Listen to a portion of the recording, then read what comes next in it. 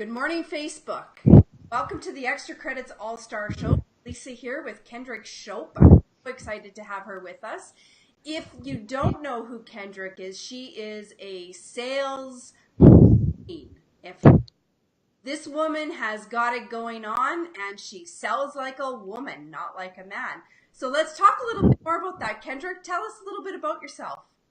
Well, hello. Thank you so much for having me here, Lisa. I think that the biggest takeaway people are going to get, or one of them, is the difference between what your beautiful accent sounds like and what my country accent sounds like.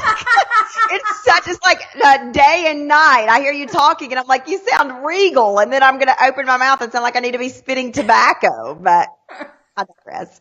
Well, I have to say nobody has ever said that my accent sounds regal. So that's very, very interesting because, of course, you can't hear yourself, right? No, you can't. Well, no, you can't. But next to just about everybody sounds regal. So, there's that. Well, I could listen to you all day long. I've listened to lots of your podcasts and everything. And so your accent is beautiful to me. Well, thank you very much. Thank you very much. So I got lost in your pretty accent. What was the question again? Tell us a little bit about yourself. Yeah, I wanted you to tell us a little bit about who you are, how you came from the pharmaceutical sales to this Sell Like a Woman engine, been on Steve Harvey, you've got this amazing success record. You talk about how women sell differently than men. Let's talk a little bit about how'd you get to where you are today? Yeah. I would love to say that it was all some master plan and 12 years ago I could see the path, but I would be lying because it was a whole lot of bumps in the road and a whole lot of mistakes. The truth is, and I'm not going to give you the whole 20-year backstory, but when I came out of college, I had a psychology degree. There's not much you can do with a psychology degree, right? I mean, no. And, my parents were like, well, it's time, welcome to the real world, sweetheart. And so I got a job selling. I have a big personality. And so I did various sales jobs and eventually ended up in pharmaceutical sales. I sold lumber for a little while. I was a top performing sales rep for 3 Fortune 500 companies. And I cut my teeth there. Yeah. I learned a lot. And I was good at it and I was happy there for a while. But I had my daughter 10 years ago, and about 8 years ago, I was rocking her to sleep one night, and I was telling her, you can be anything she couldn't understand, but you can be anything you want to be in this world. All you have to do is believe in yourself and do the work. And it just sort of hit me like a ton of bricks that one day this little girl's going to wake up and say, Mommy, was your dream to sell drugs? Because, pharmaceuticals, the legal kind of selling drugs. And I was going to have to say, no, baby, it wasn't. Yeah. And then all of that, you can be anything stuff was just a bunch of talk. Yeah. And so I walked into our bedroom 8 years ago in Chicago and I said to my husband, I am living a lie. And he's pretty used to be being dramatic, Lisa, so he didn't even blink. And I was like, no, Blake, you need to pay attention. Yeah. Because I tell this little girl she can be anything she wants to be, and I'm going to prove to her it's true. Yeah, I'm going to prove to her it's true. So a year later, I quit my job. I started this online business. I spent all of our savings, and here we are 7 years later. Well, you know what? We all have that story. I love that you said you had a psychology degree because I went to university as well, took psychology and went, what am I doing? This is not going to get me anywhere, and I am not a therapist. So I, like you, I'm too big of a personality for that. So I love that you went into sales. That's, people talk about, where do you come from and all the different diverse backgrounds and going from selling lumber to pharmaceutical to an online business. I mean, it's a big jump, right? It's a risk. Like you said, it's a huge risk. Give up all your savings.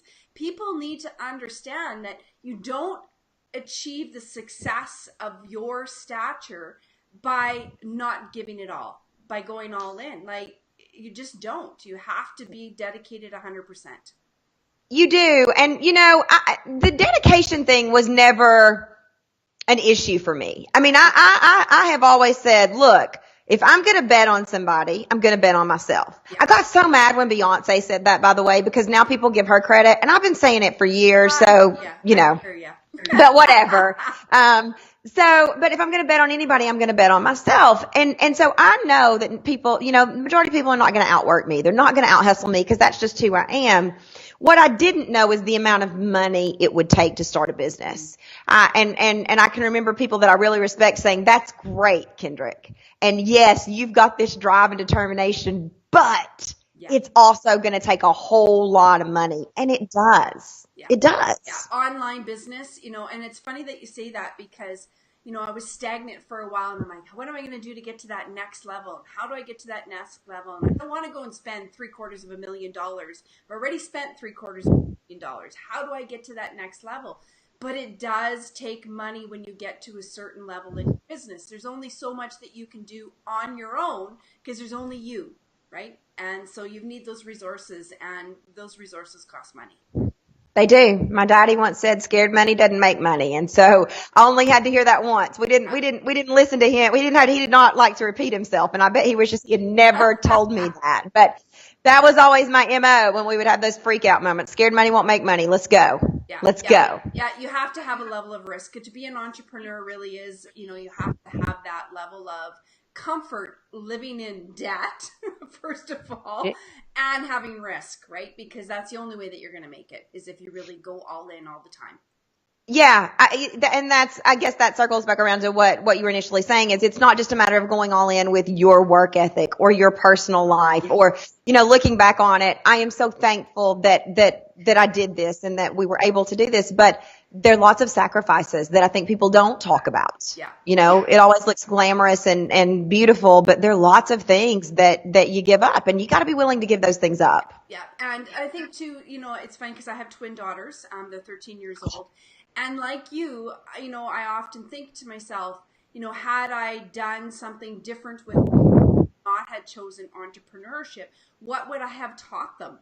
And I do believe that you can be anything you want to be. Absolutely. I believe that you have to do the work. People have to be prepared to do the work 100%. But I think as well, it's okay to tell people they can be anything they want to be, but it's also, I think, our job as mothers to teach our children that it's okay if the first dream that you had didn't work out. It's okay. Absolutely. You can't be Yeah. everything that you want to be because that's just not a reality. But you definitely can strive to be happy in what you do. And if you're happy in what you do, the likelihood is that you're going to be successful. Yeah, I completely agree. 100%. I think that's and I don't think that gets said enough either. Yeah. Dreams and desires change. And really the first step in this epic life, this life with no regrets or whatever, is deciding what you want and knowing 100% that that's it. And that's a hard thing. To know 100%, I'm sure this is it. Well, and paths change. Is like, when I started XTRAcredits, I wasn't doing XTRAcredits. I found a gap in the market, in the education. And education plays a key role in being successful. You talked about investing in yourself.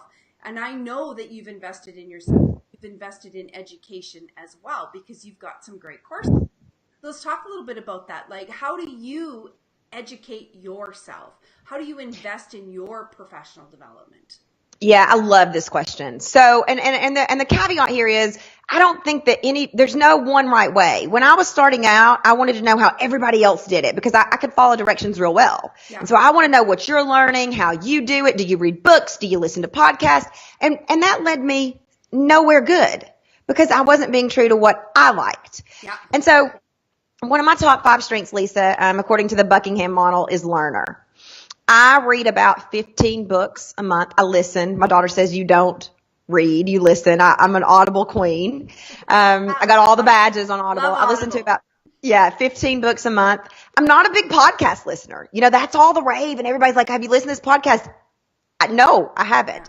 I will buy a course from here, here and there. So let's say that I want to learn about Facebook ads. I don't want to learn about Facebook ads. I would rather hire someone to do that. But let's say I did, I would buy a course, and I would just, but the educate myself, do the work. But I think that the biggest source of learning I have is through networking and conversations anymore with people like you, and through reading, or listening through Audible. I can blow through learning, like that really quickly. And I love it. And so do you take, because I know you have an online course, Do you take online courses? Is that something that you invest in yourself, or is it more the books that you're? I have. So I spent about $100,000 taking online courses over the course of 6 or 7 years ago, and I learned a ton. Yeah. Anymore, people are very generous and they'll give me access to their course. And so I'm going through a PR course right now that somebody gave me, and it's amazing. One of the things that I do now, though, is I hire great people who are able to do, if I'm being completely honest, which I want to be, who can go through those courses for us as a team. Yeah. So, it may be that we Facebook ads or PR or whatever. My time is better spent out doing what I do well, selling, talking about selling. And so, yes, as far as my team, absolutely. Go continue your education. Yeah. Tell me what you need. Go find it. Go read it. We want to do it better than we did it last year. Do you need a course? Here's the credit card. 100%. Yeah. And you know what? It's interesting that you say that, because I was just having a conversation with a gentleman the other day about the difference between working in your business and working on your business. When you're delegating your team and they have a very specific role, that's working on your business, not in your business. And that's really important, because understanding who your team is and how they can get you to the next level and keep your bandwidth for what you do best is so vitally important to any entrepreneur, regardless of the market they're in. It is. And that's a hard thing to learn, because, when you start out, you bootstrap everything. You do it all, right? And you don't do it all well, by the way. Everybody thinks that you're not doing it all. It's impossible to do it all well. The seat of your pants, literally. You are. Yeah. But then, and it's funny, because I had this conversation with myself and one of my colleagues about 7 months ago. I said, we need to find someone who is going to do XYZ for us with Facebook ads. That keeps coming up. That's a hot topic in my business right now. And I said, I could take okay, great. I could take a course. I could learn how to do it. And I said, I'm just going to do that. I'm just going to save the money and do it myself. And then I sat down and thought, that's the stupidest decision a CEO can make ever. Yes. You are not going to save the money and do it yourself. You're going to pull yourself away from where you need to be. Yeah. This is why you busted your rear, to have the money to go hire someone who does it better than everybody else. That's right. So, but I still do it. I'll save the money. I'll do it. They're 24 hours in a day. Who needs that extra hour of sleep? It's the dumbest thing ever. Your best time spent is what you do best in your role. You're going to make more money in your role than you're going to be pushing buttons on Facebook ad. Yes. That's just, so if there's any entrepreneur that's listening right now, please take our advice. Like, stay in your lane and hire somebody, or, find a student who wants to prove their worth and let them figure it out. But don't take your time away from you on what you do best. Absolutely. And I realize when you start out, you have to wear a lot of hats. And so maybe that's not the time to do Facebook ads. Maybe that's the time to do 7 of the 25,000 things and do them uncommonly well. You can do 7 of the 25,000 things uncommonly well and grow your business to 7 figures. I'm positive I did it. Yep. Well, I didn't do that without a team, but I grew up to 6 figures without a team. Well, the other thing is having team. Somebody hold you accountable. That's the thing too, right? Because we get sidetracked.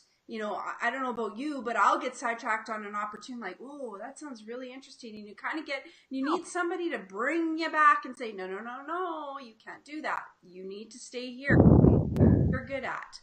Absolutely. 100%. Yes. Could not agree more. Yeah, absolutely. So I had to laugh the very first time that I ever saw anything about you was when you were on the Steve Harvey show and you were selling a pen to Steve for $1 million. And I burst out laughing because it reminded me of the show that I watched. And I know you know who this is, and I'm sure you've had this comparison before. But Grant on Whatever It Takes, and he's asking people to sell a glass of water. Glass of water. I know this well. Yes. Yes. So, sell me a cup of coffee. Yeah, exactly. Right? It's amazing. It's amazing. And that sell a pen thing actually was a question that I got in a pharmaceutical sales interview. So literally, a gentleman by the name of Ray Patterson from Eli Lilly handed me an ink pen and said, "Sell me this pen." And I had not heard that before. So I was like, oh, holy wow. So when we pitched Steve Harvey, you write your segments up or whatever, and we did this, I said, let's try to sell him an ink pen. Yeah. And it was fun. It was fun. I made one of the number one sales mistakes I made right there out of the gate when I was like, "Do you need an ink pen?" And he had an ink pen, and and he threw his ink pen. Don't He's ask a question that you don't know the answer. Don't ask questions you don't know the answers to.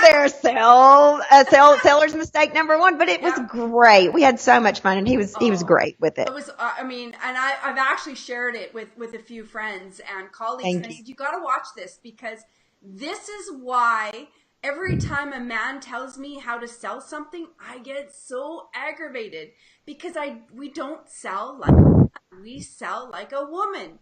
And what does that really mean?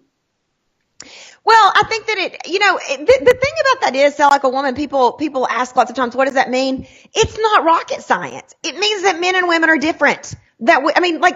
Okay, well, that's not earth shattering. That we communicate differently. Well, that's not earth shattering. So what I tell people is, look, put a man and a woman side by side and you can see visible differences. Yeah. If you go inside the body and you study the brain, there are differences. Women have language, verbal processing centers on both sides of their brain. Men do not. And that's the tip of the iceberg. Women's brains change every day because of hormones, because of our neurochemical. Men's don't.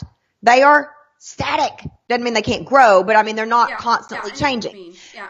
And so research shows that men, and I'm stereotyping here, which in today's world you have to be careful doing, but men typically thrive in confrontation. Mm-hmm. And this goes back to survival of the fittest. It goes back to evolution at its core, because in the animal kingdom, the man was the protector of all, or the male was the protector of all of these females. And they thrived in confrontation. Men today still have some of that in their most reptilian DNA. They thrive when it gets aggressive. Women, in contrast, if you go back to evolution, do not. No. If we were in confrontation, females were ostracized from the group. Mm-hmm. Our role was to be liked, to stay in the group.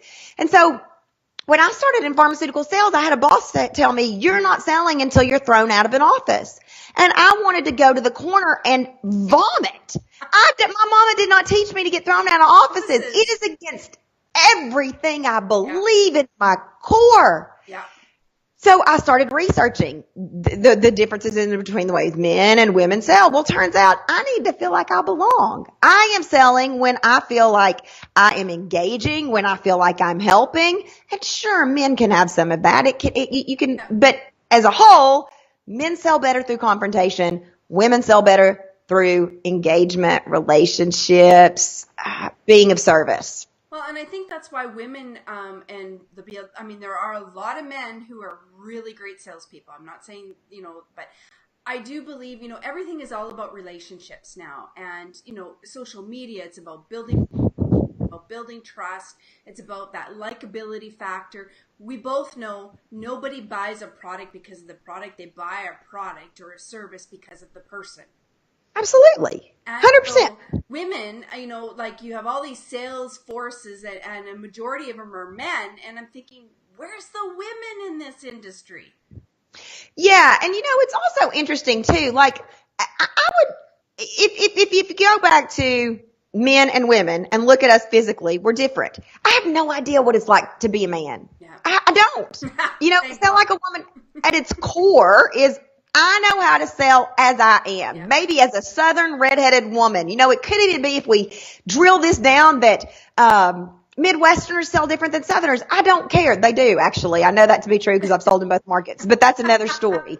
So at its core, I know how to sell like a woman. I don't, and selling like a woman is going to help you, man and woman both. Yeah. I know how to sell through confrontation. I learned that. I know how to sell using tactics that men use, but I'm going to be more successful using what works for me. Yeah, that's what it means at its core. And I think that's a really good point, is that, you can learn from the other sex about how to sell. It doesn't mean that just because you're a woman, you can't sell like a man. You can't sell through confrontation. You can't have these really great negotiation skills that are more confrontational in nature. It just means that it's a more well-rounded person and a professional. And I think the other thing too is everybody thinks of sales and they think of a car salesman or pharmaceutical sales, but people forget, and you made a really good point in the Steve Harvey show. As mothers, we're selling our kids all the time, like clean the dishwasher, clean your room, do all that's selling. Whether you're a financial planner and you're selling your service on, the financial statements to a business or whatever it happens to be, it's all selling. It's just packaged differently. Yeah, well, that's the thing. My belief is that to get what you want in life, and I don't mean that in a negative way. I mean, to get what you want in life, you are selling. That is the key to unlock whatever it is you want. You want a new pair of shoes? You think you're going to the store and you're going to be sold, but that's not true. To get what you want, to be able to spend the money, you sell yourself, you sell your spouse, you sell whomever on why you need these shoes. So there's a sales relationship that goes on with ourselves. There's a sales relationship that goes on with our kids. There's a sales relationship that goes on with our spouse. There's a sales relationship that goes on with your boss. To get what you want, you are selling. If you've gotten anything you wanted in life, you're selling somebody. It may be yourself. Yep, absolutely. And so people think that it's a skill that only people in corporations need or entrepreneurs need. No, it's a skill you need to live life to the fullest. Yeah, and I really believe I'm a big advocate of education, obviously, because that's my realm, but in the school system right now. And I think our school system, whether you're here in Canada or in the US, fails our children in the fact that we don't teach them self-confidence. We don't teach them sales. We don't teach them negotiation, how to actually communicate properly, how to present their ideas. Those are things that they carry out through, just like you have to know 2 + 2 is 4, you need to know these things as well. Yeah, I think that, especially at a collegiate level, at a university level, and maybe a high school level too. My daughter's 10. Your kids are 13, right? You said, we're at that age where we start to see all the self-confidence dwindle. Mm-hmm. And I don't know about 13, but 10. And I believe that kids will be more successful academically if we add some programs into education, and I don't know how to do it, so I have no idea how to do it, but some programs into education like the kindness campaign. The kindness campaign is something that comes to mind that is doing great work in Texas. Yeah. And they're helping kids with their self-esteem and helping kids see that, how beautiful they are and how wonderful they are. And think about it. When you feel beautiful, wonderful, confident, you accomplish more in every realm of everything. So I agree. I think we don't teach kids how to be well-rounded citizens. Yeah, I would agree. I think kindness, and there is a difference. So Gabrielle Van Ray, I don't know if you know who Gabrielle Van Ray is, but she's a leading authority on the kindness. She's got the kindness movement, and her and I have often talked, and there's a real big difference too between what kindness is and what being nice is. There's a big difference between those two. And kids really need to understand what is that difference, and not just adults as well.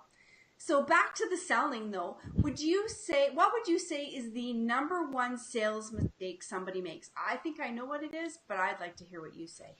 This is a hard one. And it's funny because I've probably answered this differently, so I don't know differently at different times. Yeah. But I think there are two.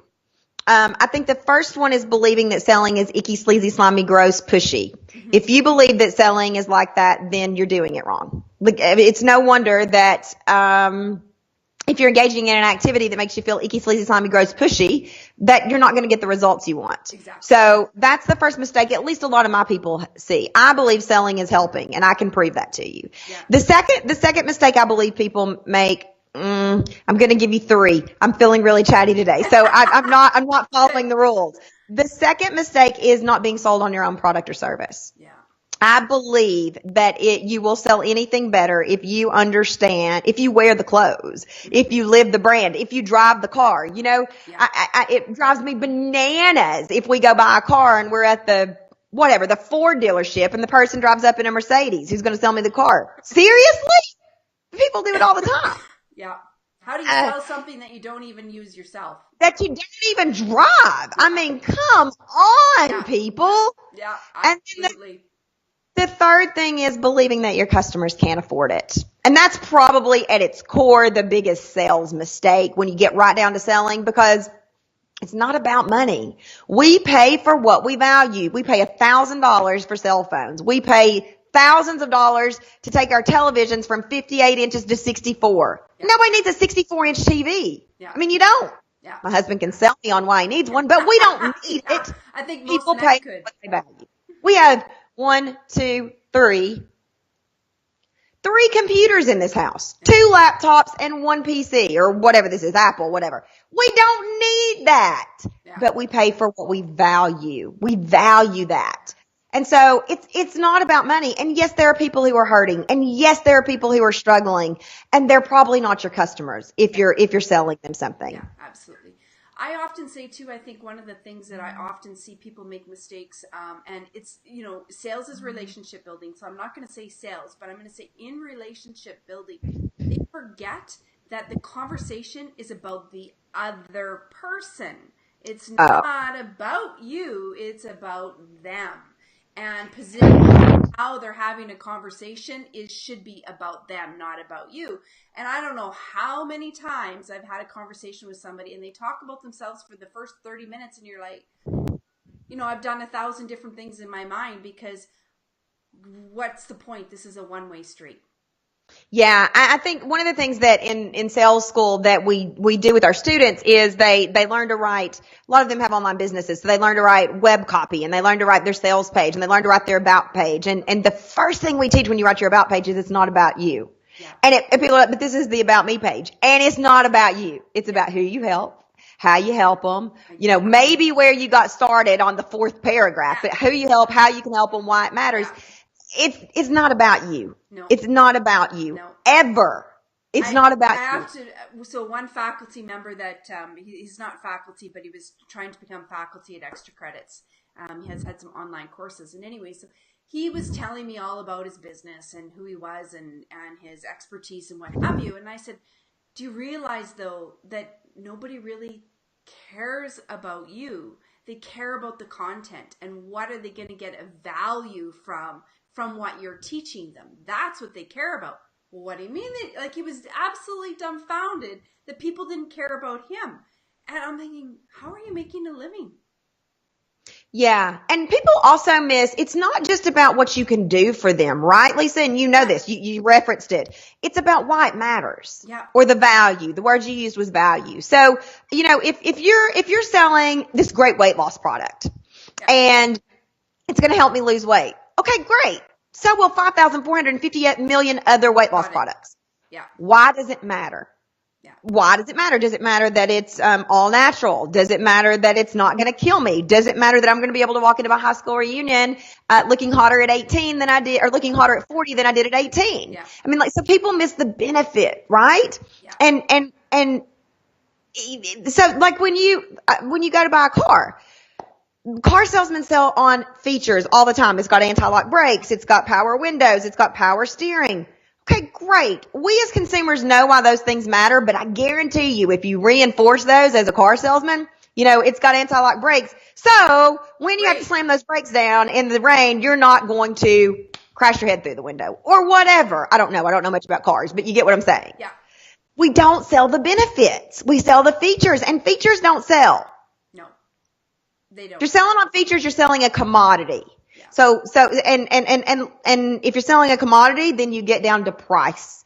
But the majority of us don't sell a commodity. We sell a specialty product that has benefits, and you can charge more for it when you talk about the benefits. Yeah, and it is really about talking about the benefits first and foremost.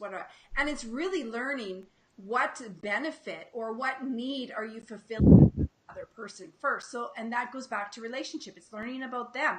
What's their problems? What's their challenges? What are their constraints? And then tailoring the discussion about the benefit that solves the problem. Absolutely. 100%. It's not rocket science. It's not. But benefits, at least with my people, benefits seems to be a really hard thing for them to wrap their minds around. So I tell this story. I read this book called OJ is guilty, but not of murder. This is not an OJ Simpson platform. It's just a funny book, a funny title to a book. And I called my mom and I was like, you got to read this book. And she's like, I don't want to read that book. I got all the OJ I needed in the 90s or whatever. I don't want to read it. I was like, no, you got to read it. You got to read it. I want to talk to you about it. It's fascinating to me. Kendrick, I don't want to read that book, but I want you to. Okay. See, making it all about me. Yeah. So then, if you flip the scenario and you're like, okay, mom, let's take a vacation. Let's have a book club and, let's take a vacation and spend some quality mom-daughter time together. And we'll talk about the benefits or not the benefits. We'll talk about this book and we'll bond and we'll whatever. I'd love to do that. Okay, great. Let's read OJ is guilty, but not of murder. Again, I made it about what she wanted and what I wanted to be able to spend time with her. But I really want to have somebody talk to you about with this book. I don't care. I don't want to read that book. Yeah. But that's goofy, but that illustrates benefits when you make it about them and something they want. Absolutely. Okay, I'll read that damn book I don't want to read, Kendrick, because I want to spend time with my daughter whom I love. Okay, great. Sold. Exactly. So now I know that somebody sold you on something recently that was completely out of your comfort zone. They sold you on a trip to Paris and they organized everything. I want to know, how did they accomplish that? Because I know you well enough to know you need to know what's all going on at all times. So tell me about that story. I got to hear this. I have never thought about it from a sales perspective, but this is a great conversation. So about 4 years ago, I met a woman by the name of Tanya Lee. Okay. The minute Tanya Lee got out of her car, I knew that she had something I wanted. She just sort of, I can't put words around it, but she just walked with this grace and this elegance and this, her brand is called French Kiss Life. So she was living her brand. Yeah. I spent a weekend with Tanya. She was a stranger, but we ended up spending a weekend together in a hotel doing some business stuff. And the more she talked, she wasn't selling me on anything. Yeah. The more she talked about her business and her values and this trip to France that she took with women, the more I wanted to know. Yeah. So, fast forward 4 years, I am going with Tanya to Paris and I am giving up all control. So literally they've given us a packing list. They have given us a few little hints, but I know nothing. There is a car picking me up from Charles de Gaulle, taking me to the hotel, and I have an itinerary every night on my bed. So like she said, bring a ball gown or bring a ball gown for last night. I'm like, oh dear God, a ball gown? What are we doing? I'm not telling. Bring a piece of jewelry that matters to you. Yep. Bring some lingerie I'm like, lingerie? I don't own lingerie. What are you talking about? What are we doing? And the closer it gets, the more freaked out I get, which means it is a great learning experience for me. So literally Tuesday morning I touched down, or Tuesday morning I touched down in Paris and I have no clue what I'm doing. Other than you're in Paris and you need a ball gown, lingerie, and you're going to get an agenda every night. That's all you know. Yep. That's exciting. I cannot wait to hear the story of what you're going to have to put a quick YouTube video and tell your story about what happened, because that's amazing. I will. And it's, here's the thing. I can think of 5,000 million reasons not to go. Yeah. Why it's not the good time, why it's not the right time, why I don't need to go. But my interaction with Tanya, again, I don't know any of the features other than we're going to Paris. Yeah. My interaction with Tanya and the relationship we built, it's all I need to know. Yeah, absolutely. I don't know the first feature. Yeah, and you'll figure it all out while you're there. And it's one of those, I would say it's the adjacent possibilities for opportunities that will occur from that trip. Who knows? Who knows? I know that it is the time for me it's going to be great learning for me to just be and just roll with whatever we have. So yeah, I'll let you know how it goes. Yeah. And I think too, as successful women, it's really hard to let go of that control when we really are dedicated to our calendar and we're dedicated to who we are. And, we have these very specific things that we need to do to grow our business and work on our business and in our business. And so it's hard to let go of some of that and give somebody else control. Kudos, because that would be a tough one for me too. Yeah, I do it once a year usually. This year I will have done it twice, but my family takes a Disney cruise usually once or twice a year, usually once a year. Maybe I do it twice a year. But anyway, it doesn't matter. And when you're on the cruise, internet access is really spotty. And I really think that's one of the reasons that my family loves it so much, because I have no choice but to unplug. Like I have to leave it with someone. And when I step on that boat, I am literally like, we are offline as a family, and it is amazing. Yes. And I come back and you know what? The place is still standing because I have a fantastic team. Well, and you're present in the moment with your family, right? And I think, Yep.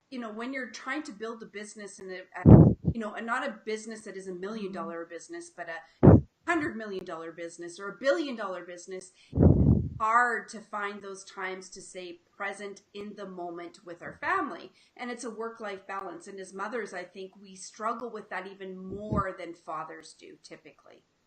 I agree. I don't think work-life balance exists. If it does, I don't know where it is. Yeah. I think that, I think that in the moment, so for example, my daughter's at school right now and I am fully present in my business. When I pick her up, I'm going to be fully present with her until she goes to bed, and then I'll start working again. Yeah. And somewhere I have a husband in there and there's no balance, right? He gets left out in the cold. Well, I mean, he does. There's my day. Yeah. Oh, wait. Did you speak to your husband? I'm not sure. He got on a plane this morning and flew somewhere. I think he was in bed beside me, but I'm not 100% sure if that was the pillow or him. Or him, or my daughter, or my dog. Yeah. And he's somewhere today. Like, he got on a plane today. I don't even know where he is. Yeah. So, balance? Nah. We don't have it. That's why. Everybody's looking for this magic formula of what is work-life balance. And I think the magic formula is the formula that works for you. That's the magic formula. It is. And I think that you have to have a little bit of forgiveness in that formula. Yeah. I mean, you got to have a sense of humor about it. So I used to say, why do I want balance? Why do I want more? I want more of what I love and less of what I hate. Yeah. And balance means a good mix. I don't want that. Nope. I don't want the stuff I hate.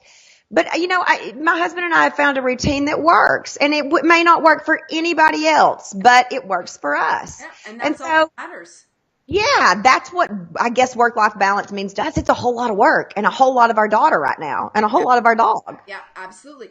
And teaching our children, whether they're, we have daughters, but whether they're daughters or son, is part of our job. I think as parents, man, the world is changing so much. I mean, I have been very lucky that I have two fantastically great, they've been married for, 49 years. Coming on 50 years here shortly, their marriage has never been the easiest. I mean, there's been ups and downs, and they go through the early 60s where there was no money, and starting a career and all these things that happen. People, I think you have to figure it out as you go, and it changes as you go. And we have to teach our children that it's not always the white picket fence and a bed of roses. It's work. It's work in work, and it's work at home. It's just that's the way it is. It is. It is. And I think that, for a long time, I always thought that everything would, when I got to Destination X, whatever that was, and Destination X has changed throughout my life, it was all going to be perfect. Our first 6 figures, our first 7 figures, when we moved to this location, when my daughter wasn't crying every night. You know what? What happens is Destination X moves. Oh, well then when I get to this point, the reality is this is life, and it's beautiful, and it's terrible, and it's chaotic, and it's a mess of contradictions. Yeah. So learn to love it. And learn to love it. Learn. That's the big thing, is that every experience we have, we learn something. And it might be good and it might be bad, but at least we're all learning. And that's a real, that's to the core of who I am. It's all about learning. Everything that, I've been really deep diving into my why and, who am I and why do I do the things that I do? And one of the things that has resonated, I have been a lifelong learner since I was 5 years old. I could never get enough of everything. I had to, had to be a ski instructor, had to be, a swim instructor, had to do, there's always something that you're learning. And I think that's really important in teaching our children, that it's okay to make a mistake. Where it's not okay is if you didn't try, because to me, that's a failure. How do you know you're good at something? How do you know if you're going to be great at something? Or how do you know if you suck at something if you never tried? So if you didn't try, that's a fail. Absolutely. And I think, I'm going to use the Michael Jordan quote that is quoted often. You miss 100% of the shots you don't take, right? Yeah. I mean, and from one learner to another, I think that my biggest teacher has been life. Yeah. It has been saying yes to the things that I have no clue how to do, falling flat on my face and saying, I may fall on my face again, but it's not going to be because of this. Yeah. And then falling on my face again and saying, okay, great. Now I know 2 ways not to fall on my face. Yeah. And you're going to fall on your face 1,000 more times with 100 more broken noses. But every single time, if you're not learning from it, then you're going to make that same mistake again. And that's the bigger mistake. That's the failure there, right? I agree completely. Yeah, absolutely. 100%. My father-in-law is passed now, God rest his soul, but he used to say all the time, if I can't teach you, the world will. And I tell my kids that all the time because it is so true. We learn from our experiences. That is I'm gonna share that with my daughter. That's a great quote. Yeah. So we use it all the time. In fact, it gets used more often than it probably should be, but that's okay. Yeah, that's a great quote though. I love it. It's so true. And in sales, I mean, we need to fail to succeed. And getting more no's teaches us more than getting yeses. Absolutely. And I think that, no's got this stigma about it. And I get it. I don't like to be told no either when I want something really badly, but no's got this stigma. And I say, let's reverse that stigma. Every no is a light post. So if you think about yourself walking down a dark alley and it's completely pitch dark and then you get a no, the first street lamp has come on. And then you're walking and it starts to get dark again and you get another no. The next street lamp has come on. Every no illuminates your path towards where you want to go. Yeah. It allows you to course correct. It allows you to do it better. It allows you, and so no turns the light on, I think. If you hear, no, I don't want to buy this car right now. It's too expensive. Okay, great. That's a light that turns on that says, okay, now we need to know, is it really about money, which it's not, or is it about there's something they want a different color. They want a whatever. No, I don't want to buy this face moisturizer. Okay. Why not? Because you came in looking for something for wrinkles. So what's really going on here? Do you believe in the product? Do you believe in the service? Every no lights our path towards yes. Yeah, absolutely. Yeah. And I always say a no is never a no. It's just a not yet. Not right now. Yeah. Yeah, absolutely. Yep. And I think the biggest thing that gets lost in sales, if you will, or in relationships is the follow through afterwards. So you can always, on LinkedIn is a really good example. I get asked all the time, please connect. Okay. So I connect and then I hear crickets. So what, you just wanted the connection so that you could say you have a number of connections, or was it really something that you wanted to meet with me or learn from me? And that's the follow through. So it's one thing about making a connection. It's another to actually have the follow through. And in sales, follow through and follow up is so vitally important. Yeah, 50%, 50 to 80, depending on which sales studies you read, of sales are closed in follow-up communication. Seasoned sales reps on average follow up 2 to 3 times. So just by nature of math, if you follow up more than 3 times, you are more likely to get the sale because everybody else has stopped. If you follow up 7 times, you are very likely to be the only person following up and you're going to get the sale. The thing that freaks people out about follow-up is, well, I don't want to be pushy and I don't want to be aggressive and I don't want to be a pest. Then don't be. Yeah, absolutely. You go through your whole life not being pushy, aggressive, and a pest. Why is it when you sit down to follow up that all of a sudden you have to be a pest? Do it in a way that feels good. Yeah, not like sleazy, slimy, slicky. Yes! You got a whole roll of them there. Icky, sleazy, slimy, gross. I mean, great. I don't want to be icky. Great. Are you icky in your life? No, I don't think so. Are you slimy in your life? No, I don't think so. Then don't be slimy when you follow up. Yeah. How would you want to be followed up with? How would you want to be checked in with? Like, ask yourself some really common questions. It's just about giving yourself permission to communicate the way you would communicate with a friend, the way you would communicate with a colleague. Absolutely. And I think the other thing too is people think that the follow-up is all about the sale. The It's follow-up not. isn't about the sale. The follow-up is gee, I saw this recent article and we happen to be talking about, Michael Kors just bought out Versace. You might be interested in that. Here you go. Here's the article. It doesn't have to be about what you're selling them. And I think people forget that. Yeah, people think that every follow-up has to have, we hear call to action, call to action, call to action. You're exactly right, Lisa. The call to action could be, hey, I saw this article and I know that you love fashion and you crossed my mind. The point is I'm thinking about you. Yeah. Not I want you to buy my course. The point is I'm thinking about you. Yeah. And so, follow up when people master it, it changes everything about their business. It does. It changes the amount of money they make. It changes the amount of sales that they close, the amount of people that they help, and it changes the way they feel about what they are doing. Absolutely. And I think people forget too that a referral can come out of a follow-up, not a sale. Absolutely. 100% of the time. Yeah. Not 100% of the time, but yes, absolutely. Yeah, absolutely. And so persistence is really important in anything that you do. And it doesn't have to be about the sale. It can be about your relationships. It can be about your kids. It can be about your family. But being persistent doesn't mean that you have to be a nag. No, the first two steps of selling are prospecting and engaging. That has nothing to do with selling your product or service. The last step of selling is over deliver and testimonials. That has nothing to do with you selling your product or service. So there's 7 steps of selling. 3 of them, nearly 50% of them, have nothing to do with you selling anything other than being of service yourself. And you're supposed to be serve somebody, not be served. That's exactly right. Yeah, exactly right. It is my belief that we all come into this world with unique gifts and talents, and that's true. That's not a belief. That's true. We're all different. We come in with our own uniqueness, and if you can improve or have a product or are aware of a product or service that can change somebody's life, health, business, weight, fill in the blank, and you don't share that, why not? Yeah. Like, what's wrong with you? And I'm not about finger pointing, but let's change the world by telling people, hey, you've got this problem. I know something that can help you with it. Yeah, absolutely. Now, you have a sales school that only opens up, I believe, 2 times a year.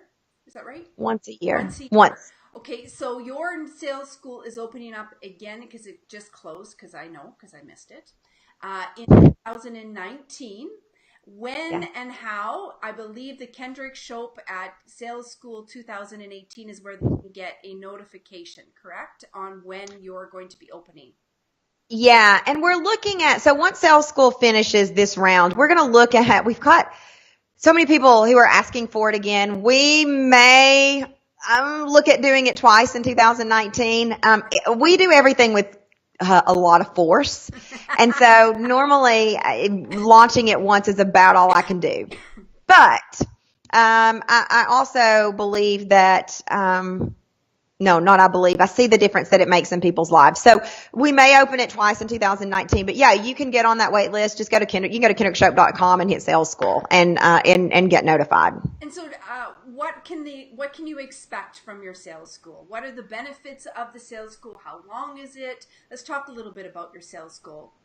Yeah, Sales School is a 7-week online learning experience. And during that 7 weeks, we go through the 7 steps of selling. So feature wise, we're going to write a sales page. We're going to write your about me page for a website. Everybody needs a web presence, but we're going to make sure that we do it in a way that leads people to stay on your website longer than they would a normal website. We're going to use formulas that have been tested and proven to work to help, and you're going to learn how to do it so you can do it forever. You're going to learn how to have sales conversations. You're going to learn how to follow up. You're going to learn how to get customers to your website so that they can buy. You get a 90-day action plan where you're guaranteed to make your money back from Sales School or your investment. What it does for people overarchingly is, I asked this question in our Sales School forum the other day, is number one, and I hate this benefit, but I've heard it so much that I'm going to say it. Number one, it increases people's confidence in being able to put themselves out there, which means if you go back to you miss 100% of the shots you don't take, you are taking more shots. Yeah. You are putting yourself out there in front of your customers in a way that feels good, and that ultimately leads to the 3 core benefits: more money, more customers, more of what you love. And that's what sales school does, period. Gives you, I'm really tangible. Step 1, step 2, step 3, step 4. Here's how you do it. And this is why it matters. Results, revenue, raving fans. And so let's talk a little bit about the results and some of the results that you have had with your clients. What are they? So we have had people get their first client as a result of sales school. We've had people get their next 4 clients. We've had people have $50,000 sales days. We had one woman hit her first 7 figures in business at the end of sales school. We have had people their email opt-in go up 700%. We have had people's email open rate double. There are so many and this is true. It sounds crazy. There's so many testimonials we can't put them all on the website because it literally is too much information on the website for us to house in one place. Our sales school students are the cream of the crop. They are the best of the best. They come in, they show up. We work hard. And that's why they get results. And so, you know, at the end of the day, I have somebody who went through sales school 3 years ago and then she got sick and she came back and said, can I go through sales school again this year? And I said, yeah, you have lifetime access. 3 or 4 years ago, she kept having this starving artist mentality. She's like, but I'm a starving artist. I'm a starving artist. I'm a starving artist. This year, we broke through that. She emailed me and said, I have tripled my investment in sales school that I made in sales school in the last 2 weeks. So I mean, at the end of the day, selling is the exchange of money for a product or service. Our students go out and make legit more money, which means their business is working. They're helping more people. Yeah, absolutely. And I think that's important because, you know, one of our mandates at XTRAcredits is really working with experts like yourself who have the results. That's, you know, what they offer for educational opportunities is so important when it's results driven. And it's so hard. I know myself, and we've talked about this, you know, I've spent a lot of good money against bad expertise because the product, they were great at selling the product, but they weren't great on selling the results. And so you take the product and then you don't get the results. Well, what a waste of money. And so thank you, because your sales school really focuses on the results. It does. I think that's because I came from corporate selling where it was quota exceed quota, quota exceed quota. And I learned very quickly that I need to know that people who are trusting us with their 2 most precious resources, their money and their time, but when they enroll in sales school, time they can't make more of. I need to see it for me, a return on their investment. I need to know that if they give all this, they're going to be able to go out and see results. I am wickedly attached to customers' results because they give so much. They work so hard. Yeah. So I would put sales school up against any other online learning experience there is with our results. I've never seen anybody get results like sales school does. And that's a testament to our students. Yeah. Yes, it's a testament to what we teach, but the people who come in feel supported and they do the work and it works. Well, and I think the key is do the work. You can have the best training in the world, but if you don't actually apply what you learn and repeat, what's the point?